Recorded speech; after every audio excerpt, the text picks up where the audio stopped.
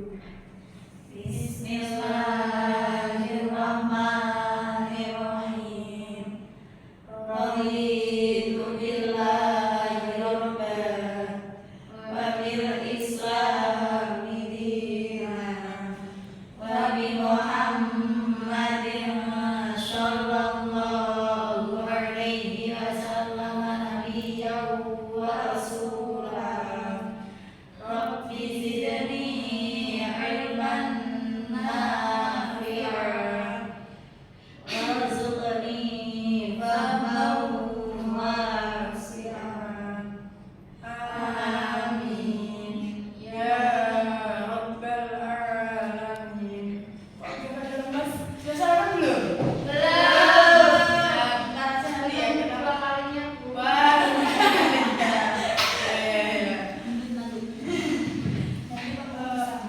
Apa? Nanti ibu bersama tuh. Oh iya, nggak apa-apa.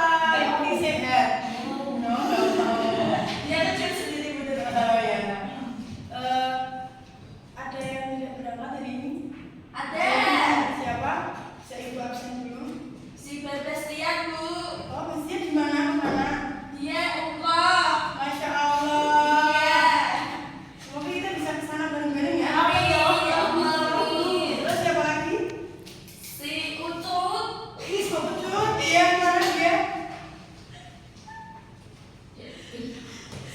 Dia katanya ke kakak. Oh, iya.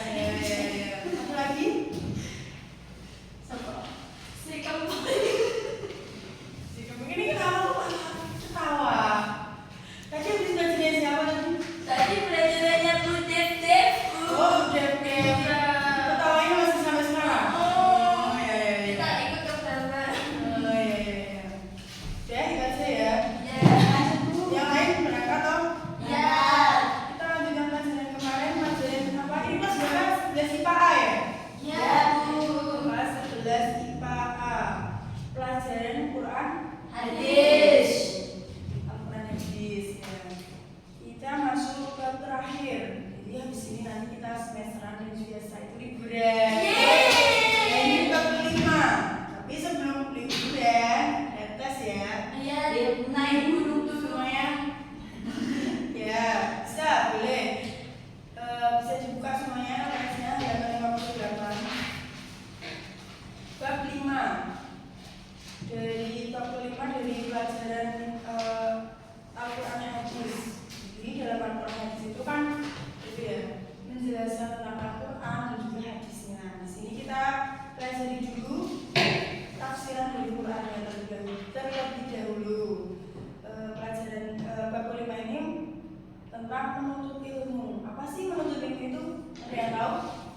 Menuntut ilmu. Mencari pengetahuan Bu. Ya, menuntut itu sama dengan mencari, ilmu itu juga pengetahuan ya.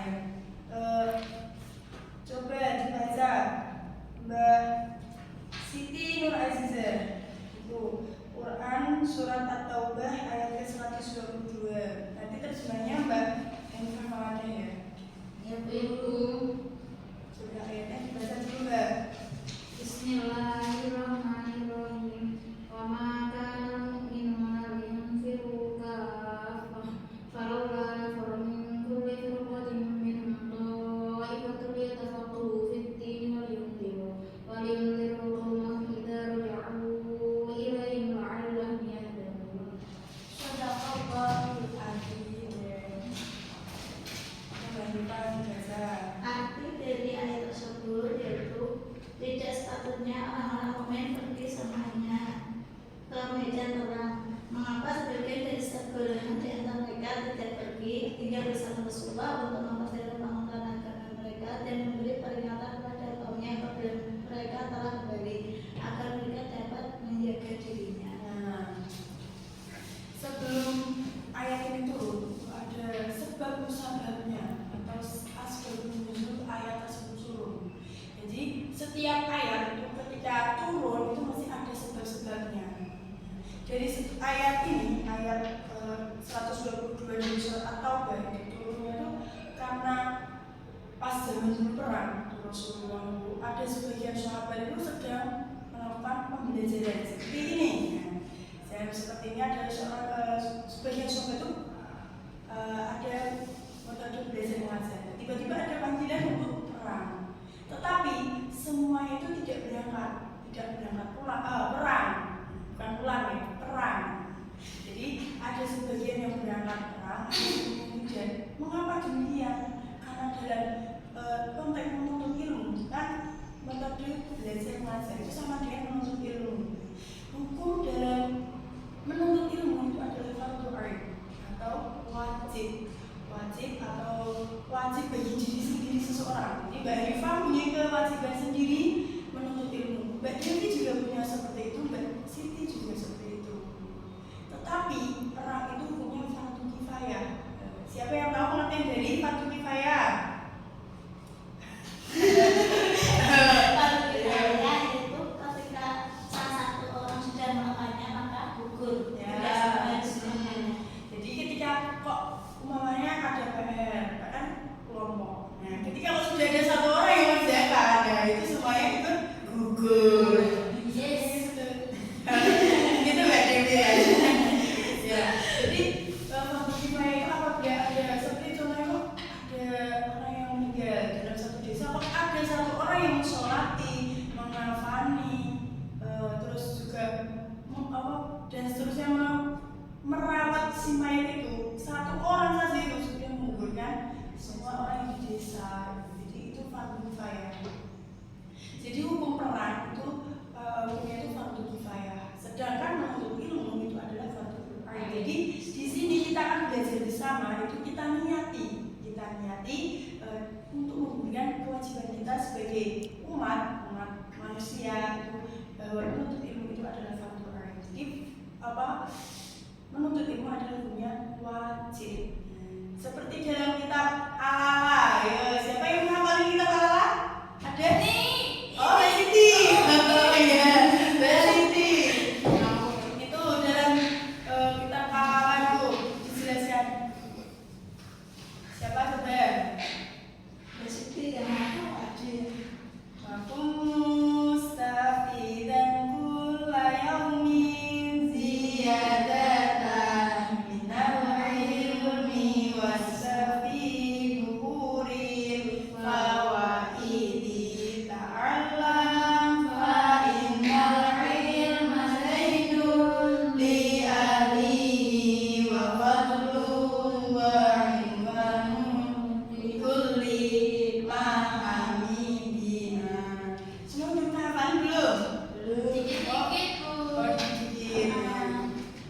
Itu menerangkan bahwa waktu mustafidan fi kulli yaumin itu artinya itu bagi kita itu, bagi semua orang itu dalam setiap harinya itu harus menambah pengetahuan. Dalam satu hari, nah, ini kita menambah, kita bisa 2 tambah 2, besok kita bisa 2 kali 2. Jadi setiap hari itu ada penambahan ilmu. Terus apa? Ya, ada peningkatan. Ada peningkatannya. Wasbahibuhul fawaidi. Sebenarnya itu kita berenang di lautan.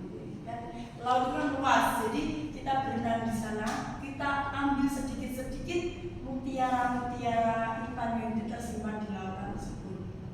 Terus ta'alam fa innal ilmu zainun.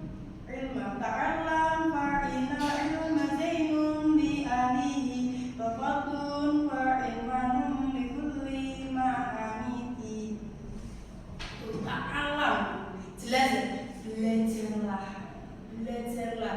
Jadi kata ta'alam, belajarlah itu sudah menunjukkan makna perintah bahwa kita itu disuruh dari Kiai Musodan mengarang dari kita Al-Ala itu menyuruh kita untuk belajar. Bahwasanya orang yang mempunyai ilmu itu dia itu seperti perhiasan, dan dia itu mempunyai keutamaan tersendiri. Jadi menuntut ilmu itu hukumnya tadi wajib, ya, fardu ain, wajib. Terus selain itu ilmu apa saja yang patut kita pelajari? Ilmu agama. Nah, ilmu agama itu hukumnya fardu ain. Sedangkan